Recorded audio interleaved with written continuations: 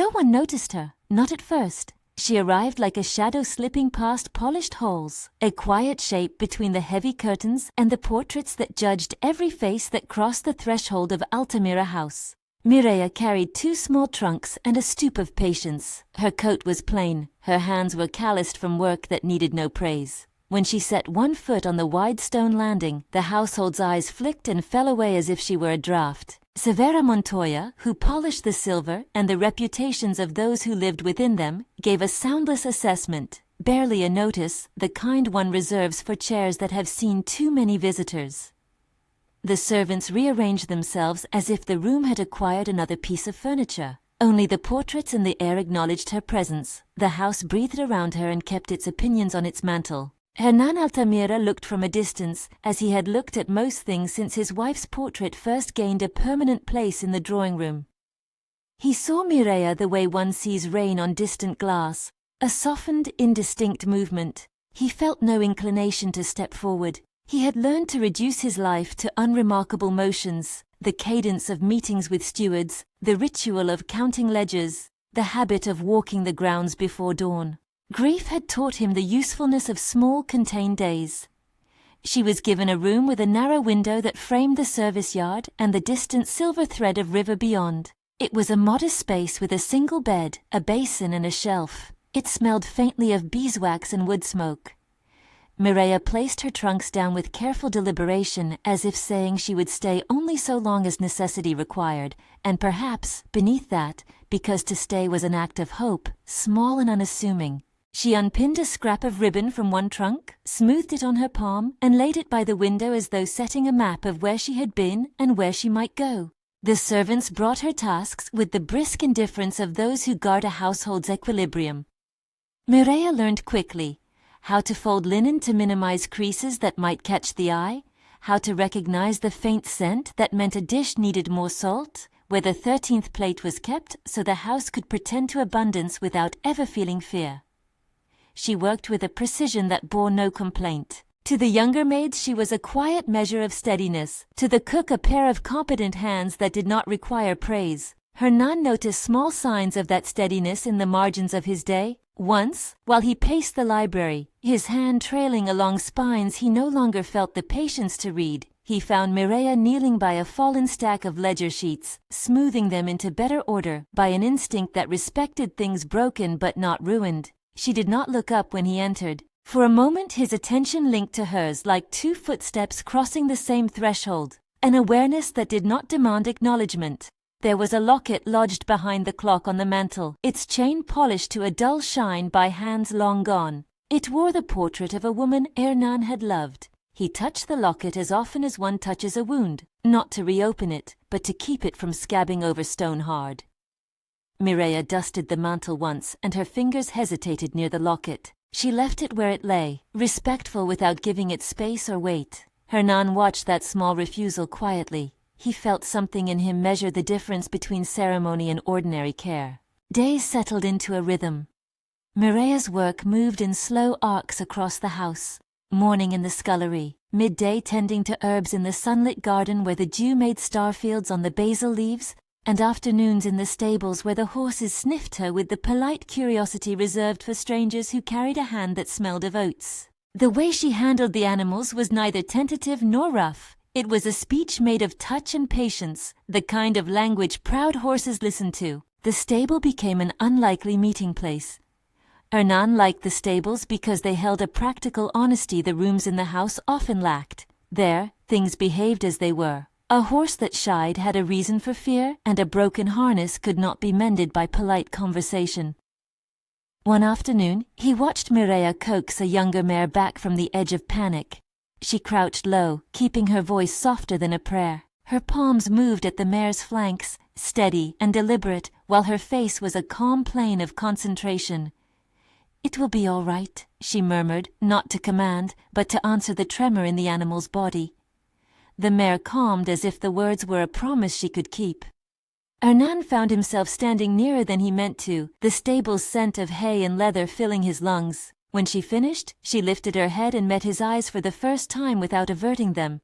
There was no flurry of feeling, no fevered recognition, only a quiet appraisal that took his measure and found him wanting for reasons he couldn't name. A servant spoke bluntly to a visiting steward about Mireya's origins. A village across the river, word that she had come with a small dowry and a steady hand. Julian Altamira, Hernán's younger brother, was convinced that the estate required a lady with lineage and dowry as much as it required management. He believed in the arithmetic of marriages and alliances. He spoke of estates as if they were ledgers that could be balanced by the right name. Marqueta del Rio, who had watched from the edges and smiled with teeth that were a little too bright, fit the ledger perfectly. Fine breeding, suitable fortune, movements practiced for the drawing-room floor. Severa, who kept the house's reputation in tight coils, saw Mireya less as a threat than as an inconvenience. Her cruelty was an economy of small humiliations. A curt nod when a newcomer might expect a welcome, a plate arranged so a newcomer would find little to praise, rumors folded into the linen like moth-eaten corners. She watched Mireya with an eye that catalogued underuse as sin. The house, for all its order, was a place of layered silences. In the evenings, the servants retreated to the back rooms and murmured by candlelight. In the dining room, under the watchful gaze of ancestors painted in oil, the family moved through the motions of cordiality. Hernán attended those dinners like a man taking seriously a play whose lines he did not remember, his expression the carefully arranged absence of someone who had loved and been let go. Mireya ate alone sometimes, at the servants' table near the kitchen. She did not complain. A girl from the village once asked why she did not seek a higher place. Mireya's answer was simple. Belonging, she said, could be stitched slowly. The work itself became her way of speaking to the household. The more she tended, the more the household was forced to reckon with her as a presence that altered things in small ways, an unseen candle that lengthened shadows differently. Hernán began to find in those small alterations a kind of attentiveness that troubled him. She mended a place in the tapestry in the stairwell where children had caught their fingers. She brought back a stray dog one winter that no one else seemed to miss. She arranged sprigs of rosemary near the bread to keep away the winter gloom. She refused honors and accepted a nod when it came. In quiet moments, he noticed the way she lit a match for the hearth and waited for the flame to find its dignity in the kindling, as if she knew how to coax warmth without shouting for it. At night, he kept vigil in routines that were small funerals. He drew the curtains at the same hour, poured water into the basin he used to shave, and set the locket on the bedside table. He never spoke of grief. He wrapped it in propriety. Once, while watching the fire in the library, he found Mireya standing by the window with her hand on the sill, looking out toward the river, where the moon struck the water like a silver promise. He expected her to turn if he crossed to the window. She did not. He stood behind her and watched the river in company for the first time in years. "You have come far," he said, "because the simplest truth sometimes opens a door." She did not startle. "From better places, perhaps. From necessary ones, certainly," she replied, and the modest humor in her voice caught him off guard. It was the first time she had spoken to him with a tone that was not serviceable. He found himself registering the shape of her mouth, the way she spoke as if words were tools, not ornaments. Their conversation was short. They returned to the decorum of distance. Yet a filament of regard had been lit, a slender wire stretching between two islands that had weathered their own storms. Hernán did not grant intimacy. He offered fragments of himself in small clerical ways. A question about a ledger, a curt instruction on the handling of silver, an observation about a horse's line of movement. Mireya responded with equal reserve and competence. The exchange was not romance yet. It was the beginning of recognition. But recognition can be dangerous in a house built on appearance. Julian watched the way his brother's face softened at the edges and suspected a leak in the family's order. He saw Mireya as a rumor that might become a scandal if left unchecked. Social expectation rolled like thunder in the hallways. Marriages must be alliances, reputations must be preserved, and heirs must conform to the map set by generations before them. Julian believed in certainty. His certainty required Marqueta's neat pedigree. Marqueta presented herself to the household as a bloom of propriety. She floated through the drawing room with a fan and a smile that measured opportunity. She spoke of the estate in terms that invented history to serve her present. She addressed Hernán with practiced amiability and watched Mireya with a smile that sharpened when attention drifted her way. She meant to become part of the house the same way one plants ivy against a wall, slow, inevitable, quietly invasive. Severa's barbs grew sharper. She told whispers to the maids that suggested Mireya was not of the right sort, vague insinuations about where she had come from and what she had left behind. The house's social weather shifted to a strain of cold that could creep under skirts and into speech. Mireya noticed, of course. She had the instincts of someone who had learned to walk through a room without disturbing mirrors, but she bore it with a dignity that never became a spectacle. When insult came thin and sharp, her response was work. When gossip attempted to take her shape, she let it pass like a shadow that could not catch against plain light. The river became a secret to her. On her days off, which came infrequently, she walked beyond the estate's gates to the low reed beds and sat where the water softened its white teeth against the bank. She would unroll a small scrap of bread, feed it to the swallows, and watch them stitch the air into patterns. Once, as she stared into the river's glass that reflected the sky and the hanging oaks, she saw Hernán's figure behind her. He had come without fanfare and stood a little way off, his posture awkward, as if the formalities he kept inside the house had not yet followed him onto the grass. "Do you often come here?" he asked, not sure whether the question belonged to the man or to the land. "Sometimes," she said, "when the house feels too full of itself." There was a subtle humor in her voice that was not insolent. Hernán found himself laughing once, a brief surprise sound that seemed to surprise him as much as anyone else. In that laugh was the sound of a man remembering the shape of an emotion long thought atrophied. When he began to ask small favors, a note left to fetch him a book from the library, an errand in the servants' wing, these were not tests. They were gestures that required trust. Mireya carried them without drama. He began to rely on her steadiness in the way a farmer relies on the sight of a familiar star. She did not presume upon his regard. She accepted small kindnesses, but did not mistake them for promises. The household's undercurrent shifted imperceptibly. The servants, who had once barely noticed her, began to include her in their small calculations. They pointed out the days the stable door stuck, recommended she speak up when a mare's cough sounded worrisome, and made room in the kitchen hearth so she might warm her hands. Yet no one pronounced her worthy or unworthy. She existed with the curious virtue of someone who belonged by virtue of labor rather than lineage, indispensable in a way the family's maps did not account for. Hernán carried a private ritual at night. He visited the picture of his late wife and smoothed the frame as if attending to a relic. He was not a man of showy mourning. His grief was the kind that hardened like frost on window panes. Yet when Mireya, by chance or intention, handled a folded handkerchief that once belonged to the woman in the portrait, her fingers traced the embroidered initial with a careful tenderness that did not probe for secrets but acknowledged them. Hernán watched that tenderness like a surgeon inspecting a delicate instrument. The house's seasons turned. One morning in late autumn, when fog lay thick over the river and the trees had shed a confession of leaves, a stable accident occurred that altered the day's gravity. A young stallion, skittish and unused to thunder, had bolted during a routine exercise. The exercise was a simple chore, a groom leading the stallion across the yard, its hooves making a dry, anxious rhythm on the stones. Someone had left a door unlatched. An ember, carried on a stray spark from the forge, landed in a pile of hay stacked near the loft. The spark found thirst in the dry bedding and grew. The first breath of smoke rose like a thief. The stable became a place of urgent sounds, the flapping of frightened horses, a man's shout, the bell that hung by the tack room clanging in alarm. Mireya was there before the household had named the danger. She moved with the speed of someone who understood animals as kin. Her hands did not hesitate. She pushed past a groom who had frozen in the face of flames and reached for the stallion as if answering an old summons. Hernán found himself by the stable door, unannounced, drawn by the bell and a prince's instinct to see his land in peril. He saw Mireya in the middle of the chaos, a figure of calm sewn into a torn world. The stallion reared, nostrils wide, eyes white with terror. The fire licked at rafters, and smoke cut the air jaggedly. Mireya's sleeve was singed near the seam, her hair damp with sweat and ash. She spoke to the animal in low phrases, a steadying sound that did not shout but knotted the air into something resembling safety.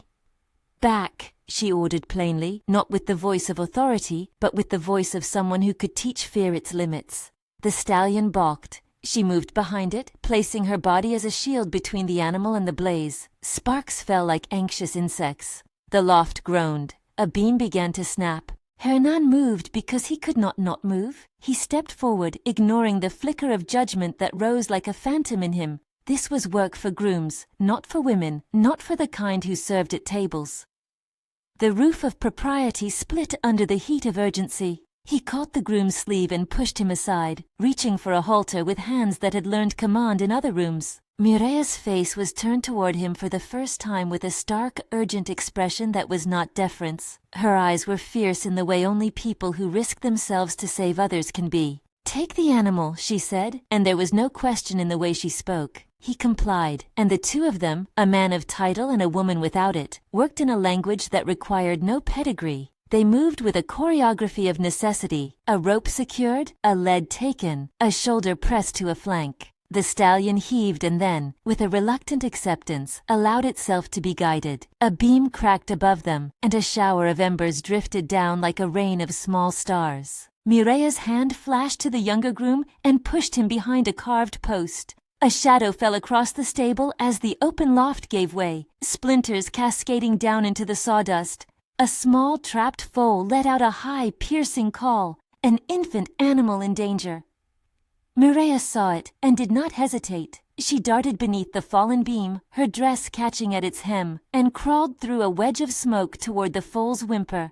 Hernán watched her small figure through the haze and felt an unfamiliar lurch that had nothing to do with propriety and everything to do with the raw fact of someone choosing to risk themselves. She reached the foal and wrapped her arms around the trembling body. Smoke stung her eyes. Her hair began to fall loose from the comb. She fought back tears of her own creation, not of grief, but of exertion. She lifted the foal with a labor that belied her size and slung it across her shoulder as if it weighed no more than a child's blanket. As she turned to leave, a beam caught her foot and she stumbled. Hernán lunged, took her forearm, and with the strength of a man used to steadier rooms, he hauled her out into the open air, where the light struck them as if offering absolution. They lay on the cold stones, breathing in different measures. The scent of smoke clung to their hair. The stable was a ruin of char and hair and fears, the sound of the horses a tremor that would linger. Mireya coughed, but laughed as if the cough were an afterthought to an accomplishment. She handed him the foal, her fingers shaking, and then, with a steadiness that had nothing to do with show, she looked at him. "You shouldn't have come near," she said, but there was no sharpness in it. The way she spoke was like someone surprised a companion had followed into the water. Hernán met her gaze. The locket he kept for the portrait felt suddenly like a brittle thing, a talisman against motion. He had come because men of his station respond to danger. He had remained because something about the way she had moved broke the sediment in him. He reached out and brushed a smear of soot from her cheek, the action small and foolish and profoundly intimate. His fingers left a dark line across her face like a contraband signature. Her eyes registered the touch as one registers a violation and a kindness at once. She did not step away. The servants gathered at a distance, faces lit by the fire's glow and by a curiosity older than gossip. Severa's lips pressed into a line that was almost a reprimand for the spectacle. Julian stood and spoke, but his voice was swallowed by the roaring of the remaining embers. Marqueta, from where she had been ushered by a flustered maid, observed with a stillness that betrayed calculation. Hernán found himself standing and saying, almost without thinking, "Everyone accounted for?" It was the reflex of command, and for the first time in months his voice did not feel empty. He walked among the damp men, counting heads and offering orders. Mireya remained where she had been eased onto the low step of the stable, the foal tucked under her shawl. Later, when the flames had been coaxed into submission by buckets and the stable had been partially cleared, Hernán went to find Mireya. She had her skirt tucked into her boots and her hair loose around her face, ash-darkened and yet luminous in the way that a person looks when they have moved through fire and returned with something intact. He offered her a cloak from the groom and hesitated like a man about to cross a line. "You risked yourself," he said simply. He did not ask why. He did not ascribe motive. He named the fact. The naming made it both true and consequential. She accepted the cloak without fanfare. "The animals needed it," she said. They do not understand rank. Her voice was steady. She did not seek praise, but she did not hide the courage that had been required. Hernán looked at the small smear of soot on her cheek and felt a rush of something unnameable. Gratitude braided with shame, as if he had been blind and someone had reached out and tapped him on the shoulder. He told himself that his feeling was merely gratitude for a life saved, for the full survival, for the maintenance of the estate, but there was a seed of recognition that grew sharp and intrusive. That night, in the privacy he afforded himself more often than not, he stood again before his wife's portrait, and then, with an impatience he did not quite understand, he found the locket and opened it. The portrait inside seemed smaller than he remembered. He placed a tiny, ash-darkened scrap of cloth, the remnant of Mireya's shawl where soot had smudged, between the portrait and the glass, as if offering a new kind of relic. It was a private witness he could not explain. Mireya returned to her room that night with splintered satisfaction. She had not sought to be seen. She had sought, as she always had, to answer what needed answering. Yet she understood the consequences. The household would no longer be able to say she was invisible. The servants who had been indifferent would whisper of allegiances, and the family would measure what had been done against what could be bought. She did not relish the thought of being spoken for. Hernán lay awake thinking of the line his fingers had left on her cheek. He had never intended to touch a woman's face unbidden, but the action had been a refuge from stiffness. He turned that small touch over and over in his mind as if it were an object that might explain his other absences. For the first time since the portrait had been hung, he considered the possibility that not all the things he valued in life could be found behind the heavy fabrics of his drawing rooms. News of the fire traveled through the servants' quarters as a story of risk and of the woman who had fetched the foal. Some called her brave, others called her foolhardy. Severa called her impertinent. Julian called the episode an inconvenience that could be leveraged. The worry in his voice was chiefly for the way the household's impression might shift. Marquetta sent a letter of concern that read like a ledger entry with sympathy in the margins. Hernán, when he attended the breakfast table that next morning, found Mireya a presence in the room that concentrated his attention in a new way. He watched her across the span of the table as if measuring cloth for a garment, and found himself attentive to the way she poured tea, the way her hands folded, how her eyes found the light through the window and held it. He could not say whether he liked what he saw. He only knew that he could not see it. The house noticed a change in him. There were small shifts, a question, a remark in the library, an invitation to inspect work in the garden he had given before only cursory attention. He began to speak to Mireya in instructions that contained more warmth than had ever been spoken in the service of estate management. She answered not with intrigue, but with the same steady competence she brought to every task. Yet the house's social calculus is merciless. The same day as the fire, a letter arrived from a distant cousin of Altamira, suggesting that Hernán consider a match that would shore the house's accounts and reputation. The letter spoke of alliances and the benefit of stable lineage as if people were fields to be sown. Julian read the missive with a smile that shifted like cloud cover, and Marquetta's name came up in the household conversation as if she had been pegged by Providence. Hernán listened to the talk as if it were a distant clock. He felt, beneath the surface of duty, a stubborn unwillingness to be arranged as if he were a sum of assets. He had watched Mireya in the fire and had felt the softening of his own edges in a way that made his obligations weigh differently. The possibility of acting against expectation hovered in the air like a scent, dangerous because it carried consequences he had not counted. Mireya, for her part, did not seek reparation nor reward. She understood the world in which she moved. A woman of modest origins who had performed an act of uncommon risk would be the subject of stories that folded into wives and into whispers. She had chosen her course not to be noticed, but to tend life where tending was required. Still, for all her modesty, she felt the stirrings of concern. The house had not been built to hold a woman like her, without requiring explanation. The days after the fire changed things in small ways that were meaningful because they accumulated. Hernán found himself asking Mireya's opinion on matters where once he had consulted only himself. He watched how she moved through the grounds with a new respect. He saw that when she walked beside the river, she looked at her reflection as if measuring her own steady face, not as someone seeking approval. There were moments of silence between them now that tasted like a promise. They would share a bench by the herb garden and not speak for long stretches. The language of hands and presence spoke for them. He began to realize that to risk something for another was not only to change the other's life, it was to change the riser. Gratitude, when it takes root in a man who has wrapped himself in protocol, can grow into something that requires reinvention. But the house, with its rituals and its roofs that held reputations like porcelain, would not remain indifferent. Men like Julian and women like Marquetta tuck plans into the pockets of such moments. A single act of courage by a woman without pedigree can be read as an opening for advantage. Severa, with her sharp tongue, began to tidy the narrative into a convenient shape.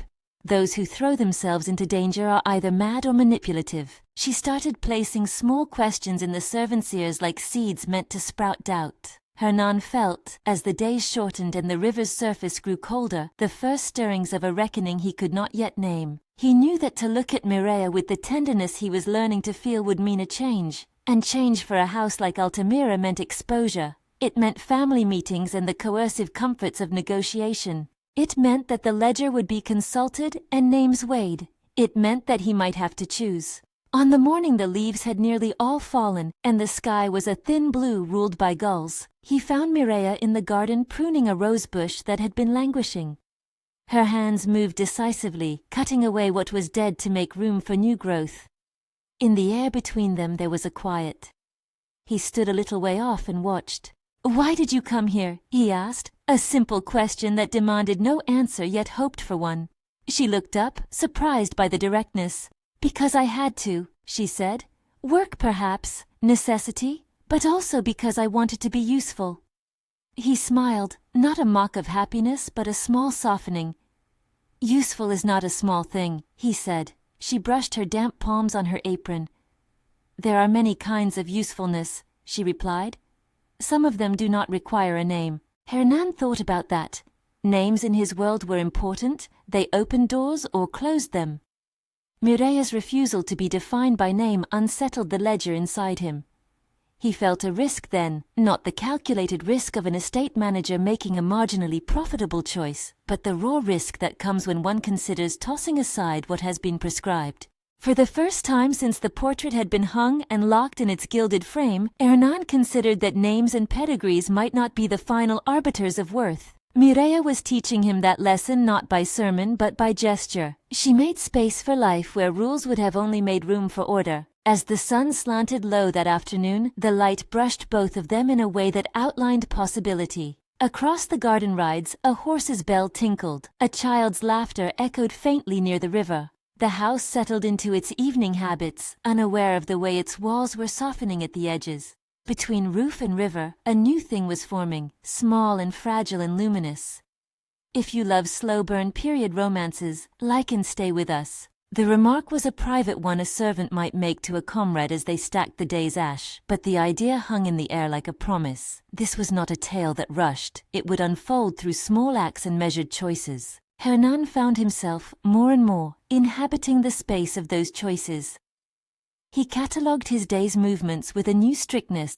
He had escorted a fire-damaged stable's salvage, he had ensured the groom's hands were steady with work, and he had not publicly acknowledged what he felt for a woman of no lineage. The ledger in his mind had begun to contain a new column, one with entries not for advantage but for consequence. The household's whisperings hardened into a conversation.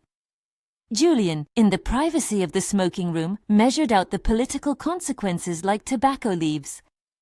"A match with Marquetta would place us beyond the reach of those petty scandals," he said, tapping an ash on the floor. "We must think of continuity." Marquetta heard. She quieted and smiled.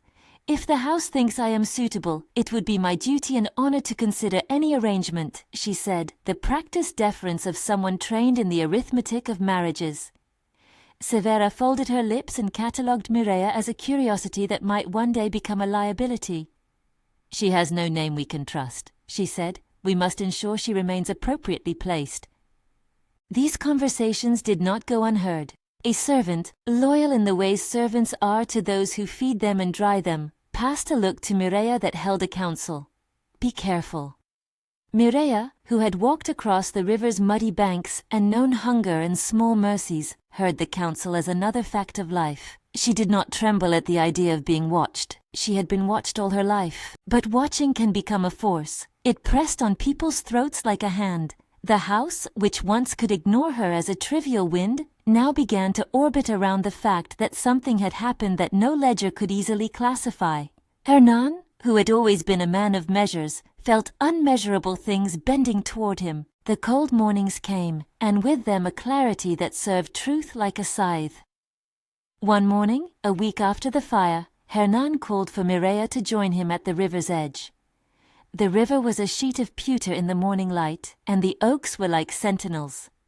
He stood with his back to the water, facing her, a posture that made confessions lean toward him like restless birds. "I have been thinking," he said slowly. "Of the stable," she supplied. "Of many things," he replied. "Of what keeps a house from falling apart, and of what keeps a man from falling into himself." He paused as if weighing each phrase. "You were brave. You acted without regard for your safety. That is not something I have seen much of in this house," she nodded. "Sometimes courage is the only explanation that fits," she said.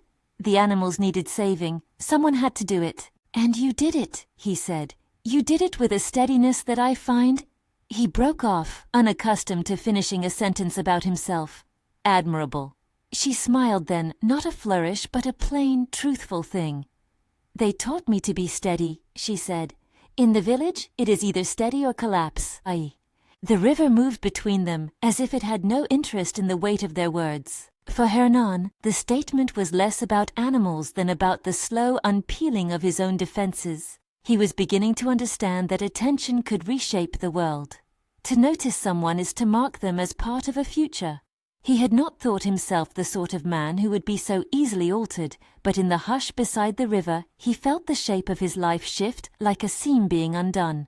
Mireya, for all her modesty, felt the change as well. She had not come seeking a bearer of titles. She had come to work. Yet she could not deny the stir in her chest when the man of the house spoke her name as if it were a thing of consequence. She kept her dignity, but the world around her had tightened with the awareness that lives intersected here in ways that might demand explanation. This is where the story pauses and takes breath. The air is full of consequence now, the kind that settles into the bones and demands choices. In the weeks to come, conversations will be had in parlors behind closed doors. Letters will be read by men who weigh names like bricks. Opportunists will circle, and the house will reckon with the strange arithmetic of worth. But in the moment after the stable fire, with the river glinting and the house settling its ash, something simpler held. Two people who had not been meant to meet now found themselves in each other's path. One had the authority of a count. The other had the virtue of someone who had always been required to turn up, whatever the hour. The ledger was beginning to show a deficit not of money, but of certainty. Night fell, and Altamira House creaked around its ancient bones. Within, the portrait watched, and the locket lay closed. Outside, the river whispered the same secret it had always told, that water moves forward whether or not we notice, and that those who decide to follow it choose a course where the banks may change. Dawn came a pale and careful thing over Altamira House, fingering the roof tiles and finding every seam. Inside, the household began its rituals. Doors unlatched, kettles coaxed to boil, the scullery's clamor arranging itself into the day's cadence. But beneath the ordinary noises there ran a sharper undercurrent, the kind of whisper that gathers like winter fog and seeps into corners where people keep secrets. Julian called for a meeting in the smoking room later that morning, and the room filled with the sort of faces that judged with ledger-like gravity. Severa sat with the patient hauteur of someone who had learned the precise angle at which a remark should fall, as if the economy of courtesy were a craft, and she its master. Marquetta arrived like a pressed flower, immaculate gloves, an obliging expression, eyes that recorded the room and made immediate use of every silence. "It is a matter of reputation," Julian said without preface, as if the phrase alone could anchor the argument. "A household cannot survive if those who serve it become the subject of rumor." He tapped a cigarette case against his palm, the motion measured. Severa spread her gloved hands in a little ritual of exposition. "We found something," she said. "A handkerchief on the maid's trunk.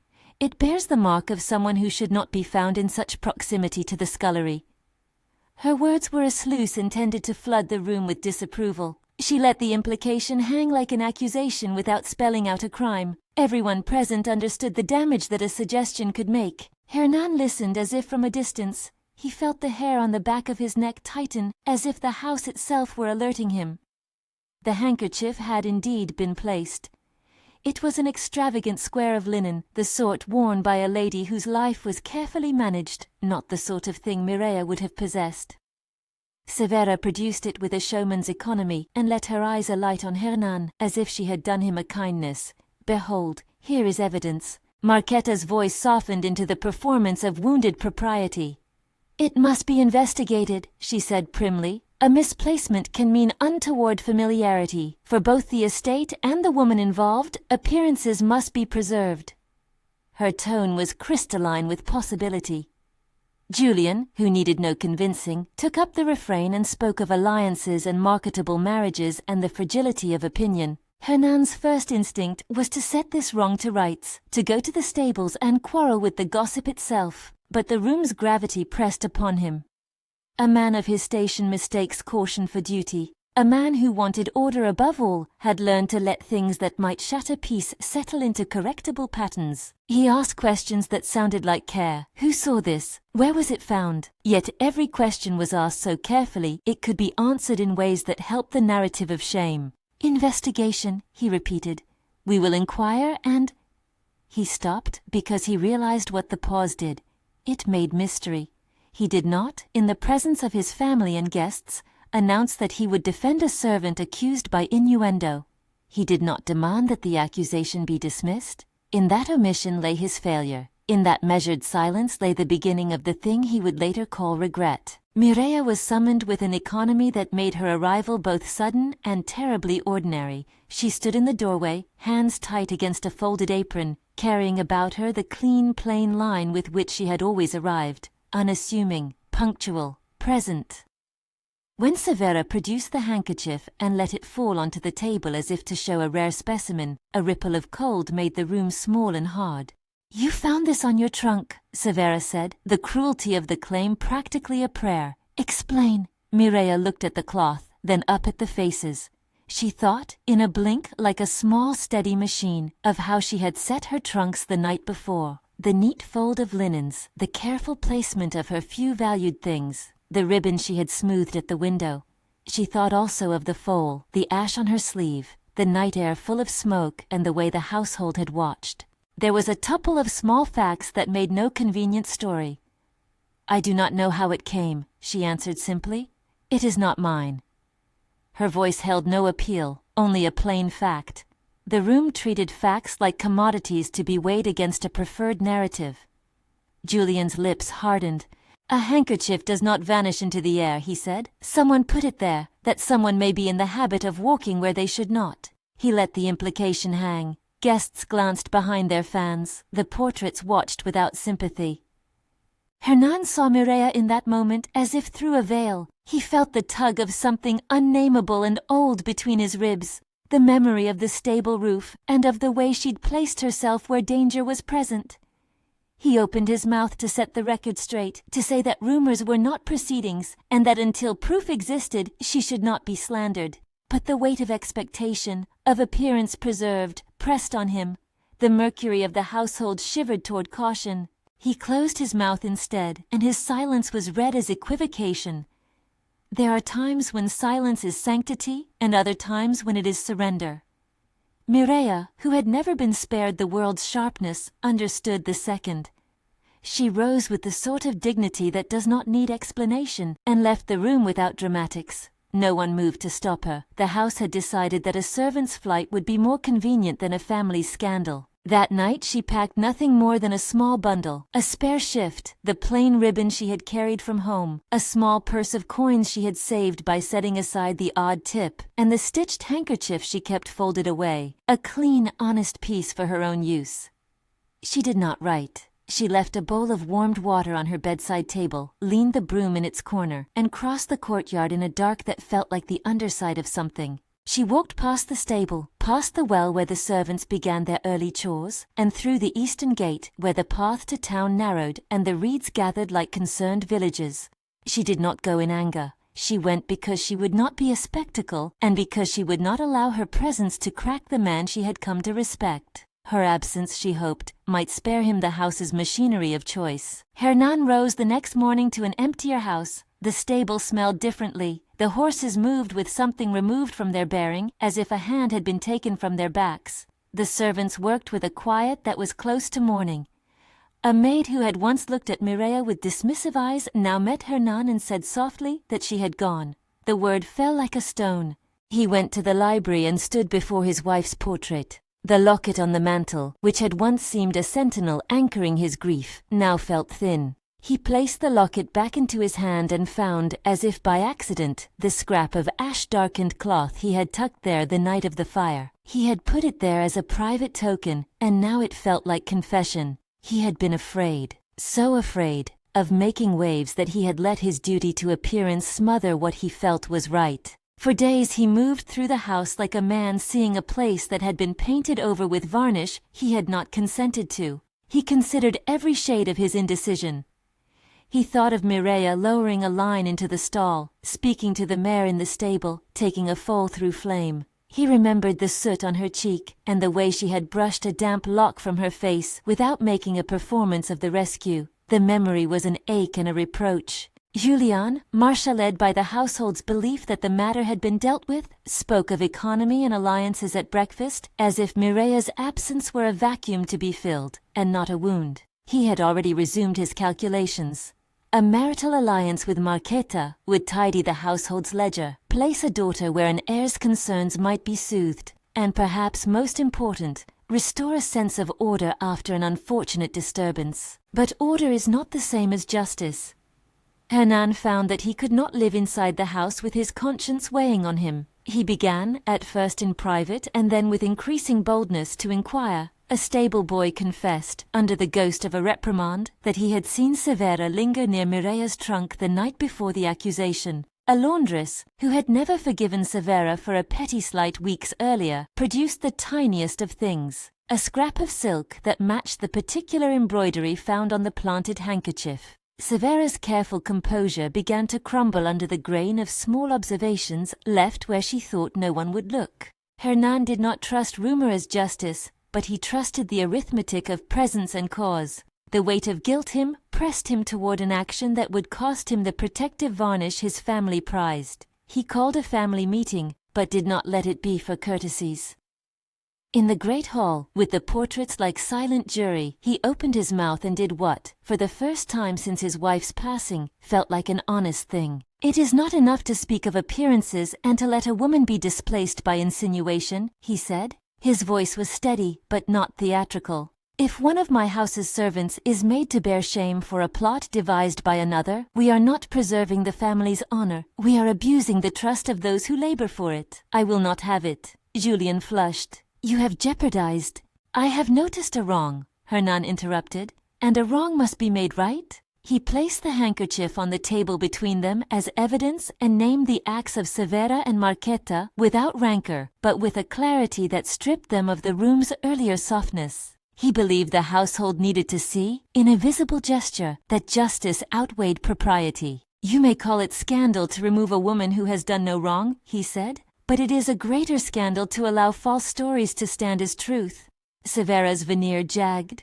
We found the handkerchief in her trunk. She said nothing but accusation. Under pressure, nerves show themselves in slips. A page, a young boy near the hearth, whose world had been steadied by Mireya's small kindnesses, spoke out. He had seen Severa at the trunk. He spoke as if reciting a prayer. He had seen her slip the cloth there upon leaving the room. Marqueta's composure shifted from offended maiden to anger that smelled of strategy. This is preposterous, she said. I would never. You took advantage of our prejudice, Hernán said quietly, and you used your position to warp what is plain. He looked at his brother, and for the first time in days, Julian's certainty lost the last of its grease. He had relied on the household to rehearse his plans for order. Hernán's insistence peeled that dry certainty like scab. The room's air changed. The consequences were plain and immediate. Severa was removed from her station. The household could not, in good conscience, keep a woman who had weaponized reputation against another. Marquetta, whose suit had been quietly nourished by the Altamira men as a solution, found her path blocked by the clarity of Hernán's decision. Julien bristled and conceded in a hard, brittle voice. The house hummed with embarrassment and an assortment of thin excuses, but none of these acts could reach Mireya where she had chosen to go, to the town, to the riverbank, where the water that had been witness to their small confidences kept its indifferent counsel. She had found a lodging with a widow who rented a room and fed boarders for coin. She spent afternoons mending linens for the widow's small clientele, and when she could, she sat by the river and looked at her reflection as if taking inventory. When Hernán finally rode out of the gates in a narrow carriage, he did something that cost him the house's comfortable arrangement. He walked away from the protections of his position and allowed the country road's dust to mark his boots. The act was noticed. Some of the servants muttered, and some of the tenants raised questions. The household's polite world shifted a degree toward scandal. Their master was seen to ride away without an obvious purpose. The rumor mill, which had once spun with the rumor of Mireya's shame, now turned toward the Count's unguarded pursuit of her.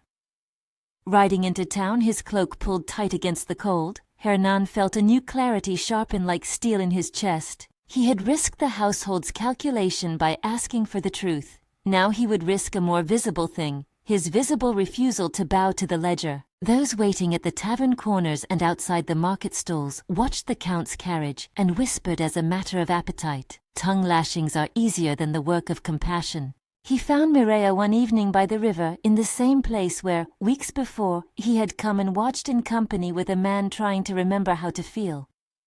She sat on a bench, hands folded, the ribbon he had seen once now tied about her hair in a modest knot. The river moved like silver thought beneath their sentence. She looked up when he approached, and for a moment the world reduced itself to the two of them and the river's indifferent flow. She did not rise. She did not ask him to sit. There was in her posture a patient firewall. She would hear him, but she would not permit ease. "I should have come sooner," Hernán said, and it was a confession that came as a breaking open rather than a flourish. "I should have spoken against them. I should have—" "You should have said my name," Mireya answered evenly. "When they said enough to make you doubt, you should have said it, not for me merely, for what is right. Silence becomes a kind of agreement here." He felt each of the words like a stone in his mouth. "I was frightened," he admitted. "Afraid of the costs of being a man who decides differently?" She studied him as if cataloguing the turns in his face. "You are a man of consequence. What you decide matters beyond you. That is why you must choose well." Hernán knelt by the bench as if to make his fall complete. He could have made pleas, offered patronage, asked forgiveness. Instead, he offered a declaration of intention, the kind that carries both humility and the weight of real risk. "I will not be governed by the ledger any longer," he said. "I will make a public declaration of my intent to see that truth is valued here. You were wronged through the use of those who hold rank. I will undo it publicly. I will restore your name, and if you will allow it, I will ask you to return to Altamira, not as someone salvaged by pity, but as someone I ask to partner with me in the management of this place, if you so wish." Mireya listened to the offer like a seamstress listening to the thrum of a new cloth.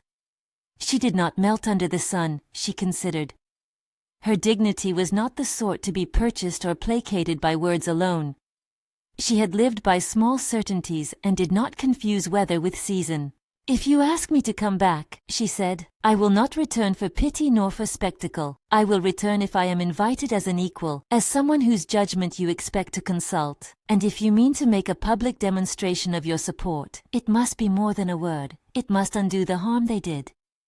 He took her hand, then with more deliberation than any token of his station had demanded. "I swear it," he said. "I will undo what was done, I will expose what was plotted, and I will accept whatever consequences come because of it." Her eyes searched his face for a long beat, as if measuring not the syllable but the through line. "You will need to risk more than words," she said. "You must be willing to take on the disgrace that people will attach to a man who chooses differently. They will say you are weak, that you have been made a fool, that you have mismanaged your house. If you are willing for all of that—" "I am," he said. "Show me where I risk." They returned to Altamira in the hush of evening, the estate's high walls narrowing against the dusk. Hernán did not preface their arrival with ceremony. Instead, he went straight to the parlor where, In the course of the coming days, he arranged for a gathering, not a party to celebrate an engagement, but an assembly where he would name what had occurred. He stood before the household and the neighbors and the usual faces of local authority and said plainly what had been done. A handkerchief planted, a servant pushed out to protect appearances. He named Severa's complicity and Marqueta's willingness to let her position be used. He spoke in a voice that made the room uncomfortable because it forced them to sentence themselves. "We will not allow rumor to be weaponized here," he declared. "We will restore Mireya's name and the dignity that was stolen from her," the neighbors murmured. Men who had hoped for advantage in a prudent union looked at each other and adjusted their expressions. Where their first impulse might have been to applaud the Count's stance, many felt the cost of being associated with one who defied expectation. Social currency is a fragile thing. Yet Hernán's action had a directness to it that could not be easily reversed. He had named the harm and taken responsibility to address it. Severa, stripped of her role, left the house with the sort of pride that clings to what power one has. Marqueta, who had expected the household to reward her readiness, saw her prospect wither like flowers denied water. Julian, furious and wounded, withdrew into arrangements that might yet salvage his design. None of it would be pretty, but this was the price of truth. Hernán then requested the household to go fetch Mireya to sit with him in the parlor. He asked that she be invited in front of all so that the restoration be public and not a private consolation.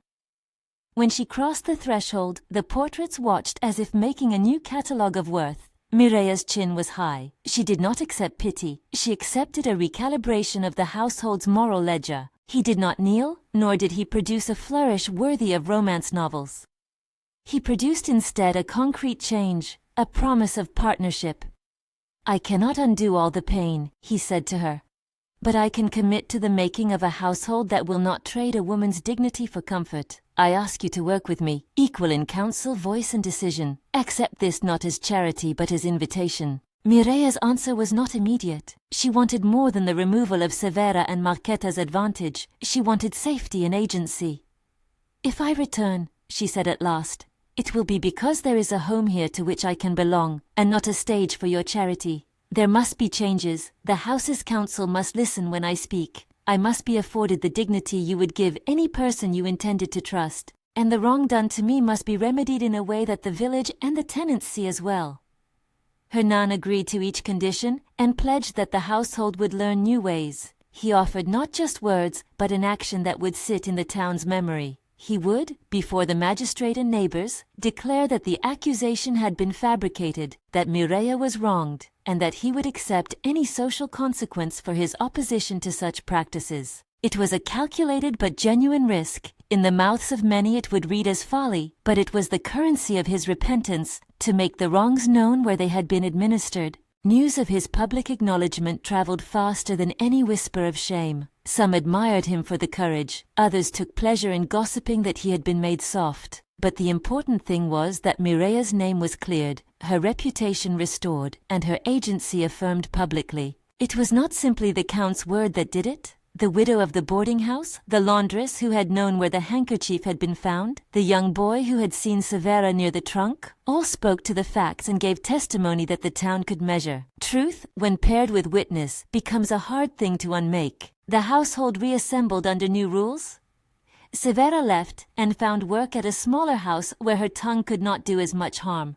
Marqueta retreated from the prospect of an alliance she had expected to secure, and took on the tedious work of repairing her social prospects elsewhere.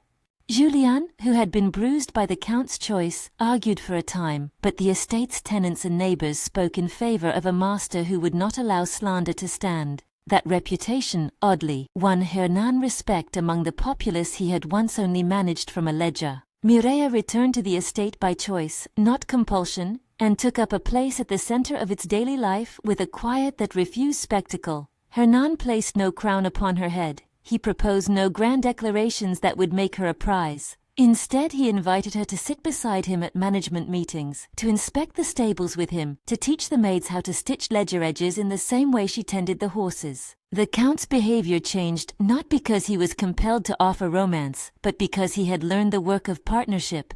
Small, irreplaceable acts that rearranged the household's patterns. They moved through awkwardness as well as affection. There were days when their conversations were mechanical, ledgers and seeds and the care of the horses, and days when the old patient warmth would bloom between them like time in a sunlit crack. Each small kindness mattered. A hand offered when a horse shied, a shared bench beside the herb garden, a look exchanged in the library while the fire hummed. The locket on the mantel remained where it had always been, but now sometimes when Hernán passed, he would place beside it the ribbon Mireya had smoothed months earlier.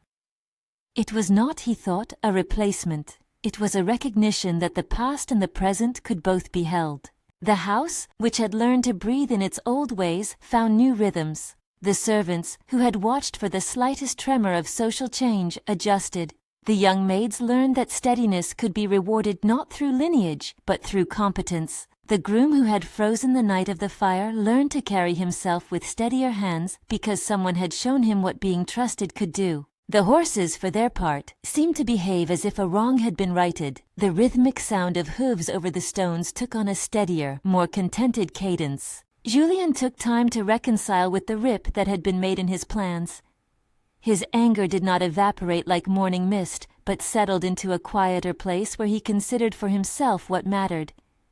He still believed in alliances, but his calculations now included a strange new variable. People could be wronged, and alliances built on the misery of others tended to rot from the inside. As for Marquetta, she learned the cost of willing cruelty. Social offers she had once considered inevitable cooled as the town's sympathies shifted. Those who had once admired the neatness of her gloves now looked for the seams beneath her smile. She was not destroyed. She was curbed by consequence and given the chance to rebuild where she might be less harmful. Mireya and Hernán's partnership unfolded like a slow, honest renovation.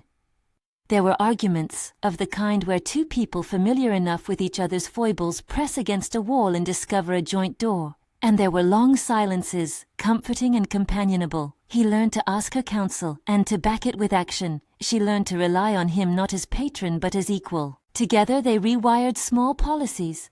The servants learned that rumor would be punished as harshly as theft. The tenants learned that the master's word meant protection for those who worked honestly. The estate began to breathe freer. One evening, months after the fire and the shame, the two of them walked out of the house together, as the sun slanted low, and the river's surface took on the luster of old coin. The sky had the clarity of autumn, and the air smelled of bark and new fallen leaves. They paused on the old porch, where once Mireya had set her ribbon, and now she reached for his hand without the stiffness of the first days of acquaintance. Hernán's fingers closed over hers with an ease that had been earned. He did not speak grand declarations. He only said, in the sort of small, steady voice that had become his habit when he wanted to be honest, "You were never invisible." She looked out at the river and then back at him. "No one should be," she replied. "But we both lived as if to make ourselves so." He smiled, the expression one saves for private triumph. "We will not return to that," he said. "We will see and we will remember, and when we forget, we will remind each other." They stood for a while in a companionable silence, their silhouettes cast long across the porch boards. The house behind them exhaled like a great animal at rest. The portraits watched, not with the idle judgment of old oil, but with the quiet knowledge that time had altered the composition of the household. In the weeks that followed, the estate adjusted to its new pattern. Mireya helped train the younger staff, taught the grooms to notice the horses' small tells, and sat with Hernán as he read letters from tenants. He listened in a way that left space for her thought.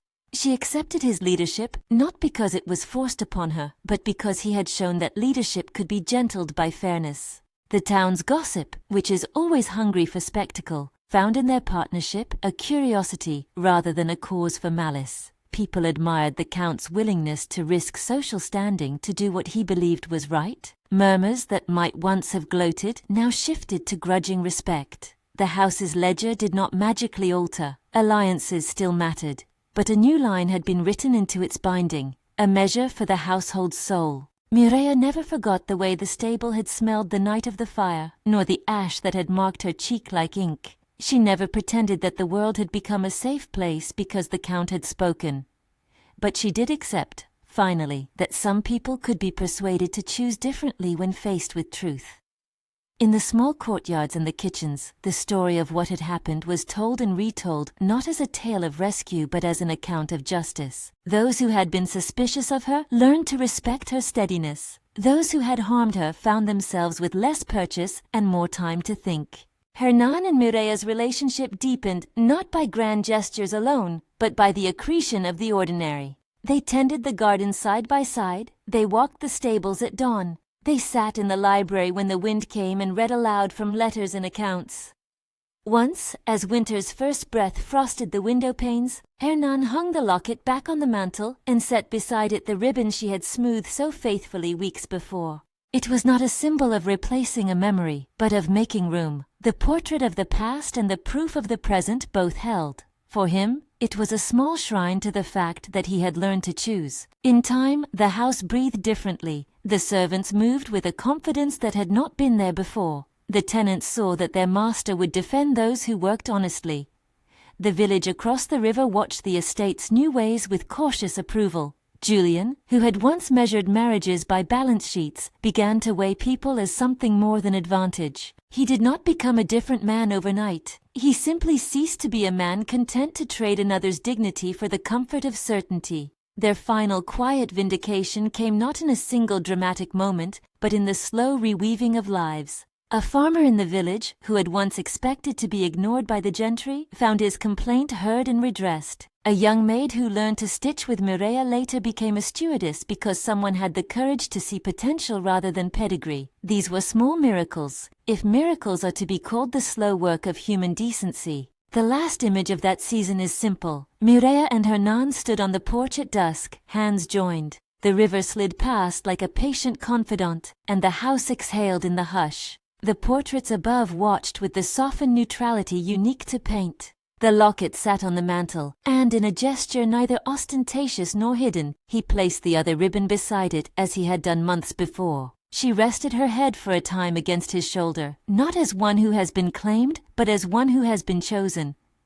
No one noticed her, the story might say at the beginning, as if to mark how easy it is to let quiet courage be overlooked. But then there was the saving fact, that one man in that house decided to risk what he had been taught to regard as essential, the household's managed calm. He risked reputation, the neatness of alliance, the ledger's line. And because he did, the woman who had arrived with a pair of trunks and an unbowed back was no longer invisible. She returned by choice and with dignity, and the estate corrected itself not because of a sudden magic, but because one person had decided to honor what was right. If you were moved by this slow burn of courage and choice, like, share, and subscribe for more stories where dignity and love are won by steady, costly acts rather than by spectacle.